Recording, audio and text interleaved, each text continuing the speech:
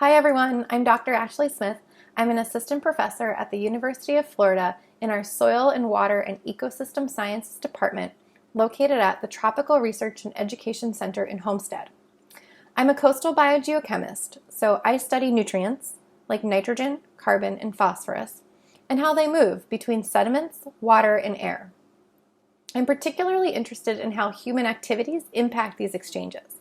And when I say human activities, I'm looking at things like runoff and coastal development, as well as restoration and aquaculture. It's because of my interest in restoration and aquaculture and nutrients that I've been able to get funding through the Nature Conservancy on a project to look at using shellfish aquaculture for water quality goals in the state of Florida. Before I tell you about our project, I wanted to tell you a little bit about the TNC SOAR program. The TNC SOAR program started during the pandemic when restaurants across the country were forced to close, leaving a lot of shellfish farmers without the ability to sell their product. So the SOAR program started to buy back some of those live organisms, specifically oysters, and then they used them in restoration projects. In 2021, the program was expanded to allow for different shellfish species beyond oysters, and then aligned with different organizations to further marine conservation issues and also to increase economic opportunities for shellfish farming in the United States. There are some key priorities for the TNC SOAR program, and our project directly addresses two of them. That includes advancing a payments for ecosystem services associated with shellfish aquaculture, and then long-term markets for restoration. Our project really focuses on this promise of shellfish. I'm sure many of you have been hearing for quite some time now all about the benefits that shellfish provide and why we should have restoration and aquaculture. We're hearing that shellfish are an effective method to improve water quality through filtration and nitrogen removal. We're hearing that they mitigate HABs and that there's potential to include shellfish in nutrient trading credit programs designed to meet some of these nitrogen reduction goals that many coastal water bodies are facing. But what we actually know is not that much. There's likely differences in the ecosystem services that provided between species and differences based on location. The question for our project is then, can shellfish aquaculture be used for water quality restoration? The expectation is yes, but there's still a lot of unknowns that need to be addressed before this can happen. So our project will be addressing questions such as how much nitrogen does bivalve aquaculture remove? Do all bivalves, both clams and oysters, have the same potential to remove nitrogen?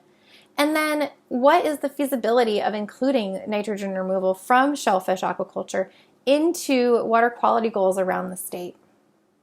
And finally, we're going to address what a payments for ecosystem services plan would look like for Florida aquaculture.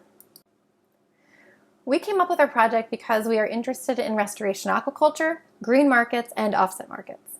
Restoration aquaculture is growing plants and animals for environmental benefits, and there's a lot of interest in doing this around the state. And we want to sort of generate data that's needed to include shellfish in sort of some of these programs. We also want to increase green marketing opportunities for shellfish aquaculture by letting the public know about their environmental benefits, and then seeing if there's any way that shellfish aquaculture could be included in offset markets, which are designed to sort of trade nitrogen credits or buy nitrogen credits. And this could be a new revenue stream for aquaculture. And this is where our project comes in, because we're looking at shellfish aquaculture and how shellfish aquaculture could be used to restore water quality. First, we're going to look at the nitrogen removal that's associated with shellfish aquaculture. And we'll be doing this by quantifying the amount of nitrogen removed through bioextraction, so nitrogen in shell and tissue removed at harvest, and through enhanced denitrification. Denitrification is nature's way of removing nitrogen, and it's been shown to increase when you have shellfish present. We'll then use these data to figure out how expansion of aquaculture might help to meet nitrogen removal goals of Florida's waterways. We also hope to identify what a realistic payment for ecosystem services would look like for shellfish aquaculture. And this would be based on willingness to purchase credits and cost to farmers to participate in water quality restoration plans. We're hoping to address questions such as how much are municipalities, developers, and others willing to pay for credits? Is there a demand for credits? And then how much do we need to pay growers to enter into these markets? From the legal and policy perspective, we're going to review the regulatory and policy framework related to including shellfish aquaculture in current nutrient trading credit programs, and then what are the opportunities and obstacles for using bivalve-based restoration aquaculture for water quality improvements. We just started this project this past winter and have already been making huge steps on our nitrogen removal experiments. We've been quantifying the nitrogen content in shell and tissue of clams and oysters of different size classes to figure out how much nitrogen is removed through harvest. And then we've also begun to measure sediment denitrification at different shellfish leases around the state. Our locations have already been picked, and these locations all have active leases. Oysters and clams are both being cultured and near each other, and that they are located in an area that has a watershed nitrogen problem. And this is because we need to know that there would be a buyer for the nitrogen credits that the shellfish might produce. The other part of our project focuses on ecosystem services, and we're gearing up to start doing some surveys. Those surveys will be designed to determine the cost of credits. They will include surveying on the demand side to figure out how much people are willing to pay for nitrogen credits, as well as on the supply side to figure out how much the credit cost should be for shellfish growers to enter into these markets or to grow shellfish just for water quality restoration. We'll also be doing surveys on growers' choice to see how decisions on farm might change with this potential new stream of revenue related to ecosystem services, and identifying what we might want to modify based on current conditions like time that shellfish are in the water or location of leases, just for this additional revenue related to payments for services. Our whole project revolves around advancing a payments for ecosystem services plan for shellfish aquaculture. We'll be generating new knowledge about nitrogen removal at shellfish farms, and then also what a payment for ecosystem services plan could look like. With this more realistic understanding of the nitrogen removal benefits and feasibility of a payments for ecosystem services plan, we can really start to build out this framework to promote shellfish aquaculture for large-scale water quality improvement and create new revenue for current shellfish farmers. So there's a variety of ways that you can get involved. The first is by participating in our surveys.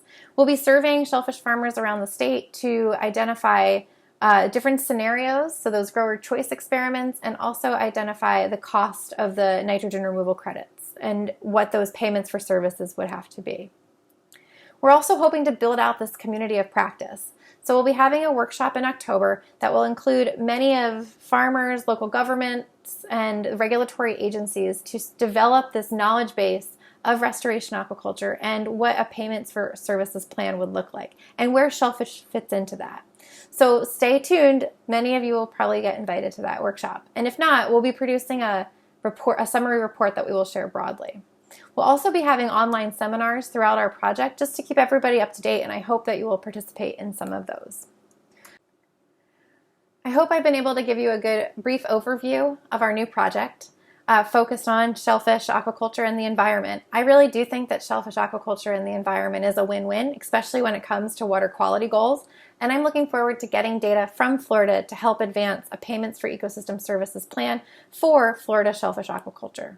If this is feasible, it creates a whole new revenue stream and way to support the growing industry.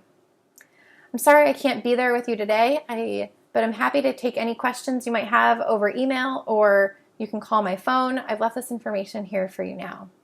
I hope you enjoy the rest of your workshop, and I look forward to talking with you more soon.